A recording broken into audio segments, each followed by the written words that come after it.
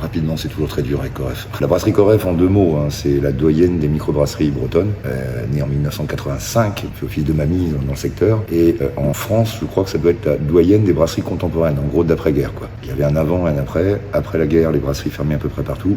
Et Coref a été la pionnière, on va dire, la forme du renouveau. Il n'y en a pas trois, il y en a 5. Mais si ta question est quelles sont les trois plus importantes, je dirais le respect, la convivialité, le courage. J'en ai 4 quand même.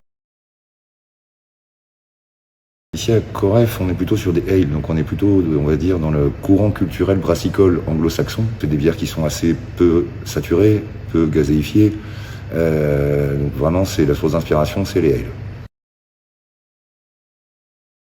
Ce qu'on vend le plus aujourd'hui, c'est la bio. D'ailleurs, on dit même plus blonde bio, c'est la bio. Alors qu'on a 5 recettes différentes en bio, mais là, tout le monde sait que quand on parle de la bio, c'est la blonde. Aujourd'hui, donc, je serais tenté de te dire, si je m'en fie aux statistiques, c'est elle. Après, la bière la plus connue, c'est l'Ambray, qui a été notre bière d'origine et de naissance. C'était le seul produit qu'on a fabriqué pendant 15 ans.